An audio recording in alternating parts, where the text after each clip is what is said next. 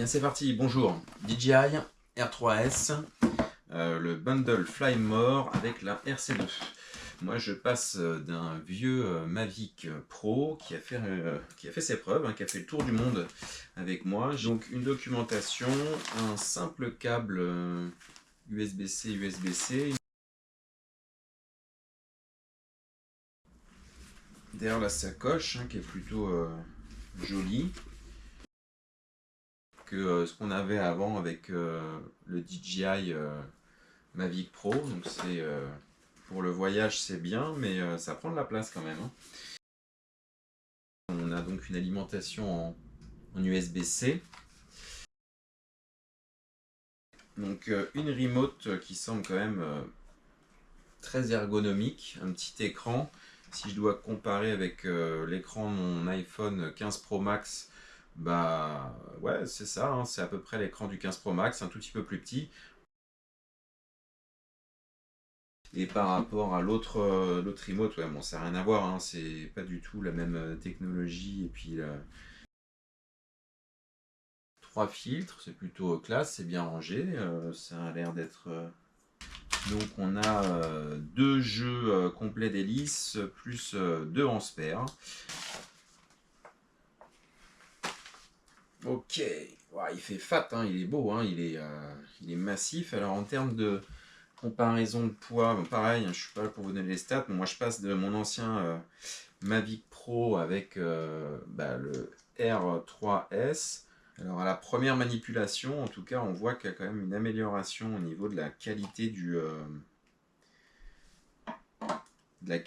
la manufacture, parce que bon, même si moi mon drone il est toujours d'actualité, encore que ça se manipule à peu près pareil, hein, c'était du costaud quand même déjà à l'époque. On a les 2 drones, voilà, qui vous font face là comme ça.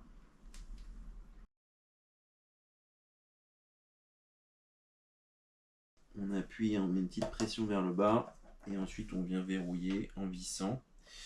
Voilà, c'est plutôt facile, hein, c'est des petits quarts de tour et voilà.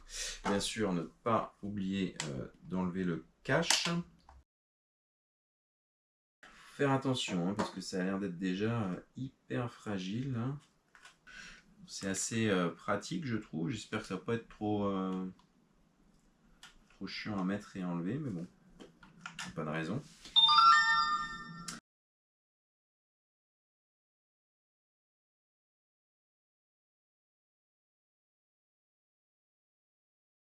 En tout cas, si vous comptez l'acheter et voler en la foulée, je vous le déconseille, hein. Il faut être à la maison avec une connexion Wi-Fi, mettre à jour la commande, mettre à jour le drone, l'appairer, avoir les codes DJI.